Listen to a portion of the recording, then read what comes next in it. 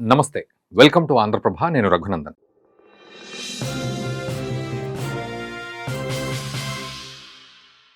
ఒక వ్యక్తి మూర్ఖత్వం వల్ల 2 దేశాల ప్రజలు నష్టపోతున్నారు అంటే, ఆ మూర్ఖత్వానికి ఖరీదు ఎంత పెద్దదో మనం అర్థం చేసుకోవచ్చు. దేశాధినేత చాలా బాధ్యతగా ఉండాలి. తన సొంత కక్షలు తీర్చుకునేందుకు నిర్ణయాలు తీసుకుంటే, చివరికి నష్టపోయేది ప్రజలు. ప్రస్తుతం ట్రంప్ చేస్తుంది కూడా అదే. తన మూర్ఖత్వంతో భారత్పై విధించిన టారిఫ్లతో అమెరికాలోనే ధరలు పెరిగిపోయే పరిస్థితి ఇప్పుడు వచ్చింది. చివరికి సొంత పార్టీ నేతలే చెప్తున్నా వారినే దుర్భాషలాడుతున్నాడే తప్ప వీటిపై కనీసం ఆలోచన కూడా చేయడం లేదు.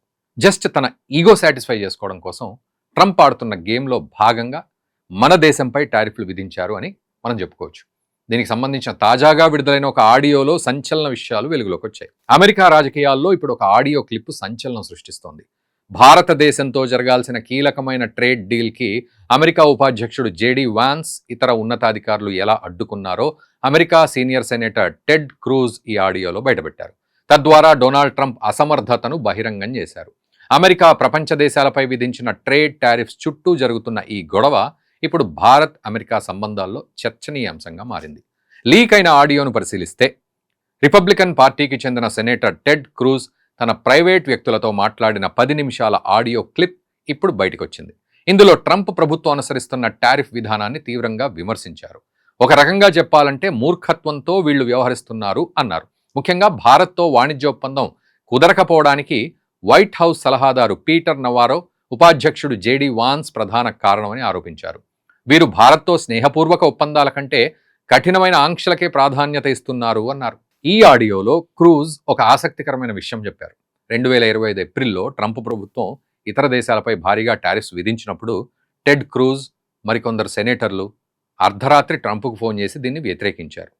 ఈ నిర్ణయం వల్ల అమెరికాలో నిత్యావసర ధరలు 20% వరకు పెరుగుతాయని, ఇది రిపబ్లికన్ పార్టీకి రాజకీయంగా పెద్ద ఎదురుదెబ్బ అని హెచ్చరించారు.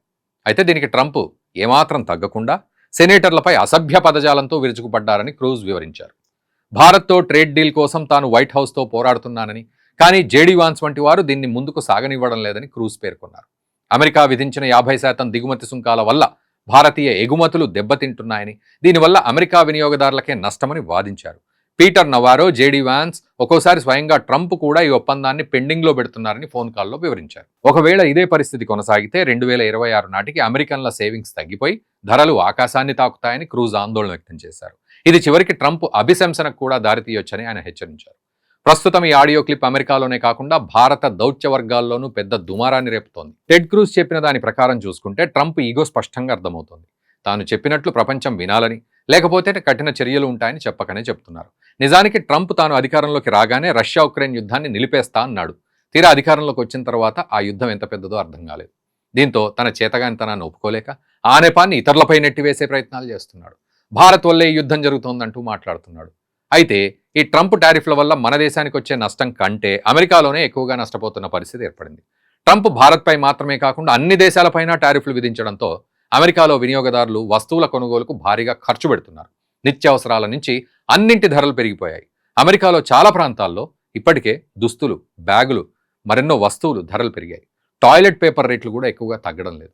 పిల్లలకు వేసే డైపర్ల నుంచి షాంపూ, స్కిన్ కేర్ ఉత్పత్తులు సహా దిగుమతి చేసుకునే ప్రీమియం మద్యం, కార్లు, వాటి విడిభాగాల ధరలు పెరిగాయి. మొత్తంగా చూస్తే ఒక్కో కుటుంబంపై ఏడాదికి సగటున $2,400 అంటే మన కరెన్సీ ప్రకారం 2.11 లక్షల భారం పడుతుంది అని ఆర్థిక నిపుణులు అంటున్నారు. ప్రస్తుతం ఒక్క భారత్పై విధించిన టారిఫ్ల వల్ల అమెరికాలో ఏకంగా 3% ద్రవ్యోల్బణం ఏర్పడిందంటే ఇది మామూలు విషయం అయితే కాదు. దీనివల్ల అక్కడి ప్రజలు సేవింగ్స్ మొత్తం ఖాళీ చేసుకోవాల్సిన పరిస్థితి. అయినా కూడా ట్రంప్ మాట వినట్లేదు. ఎందుకంటే జస్ట్ అతని మూర్ఖత్వం వల్ల. ఇక్కడ మనం గుర్తుపెట్టుకోవాల్సిన విషయం మరొకటి ఉంది. అదే జేడీ వాన్స్.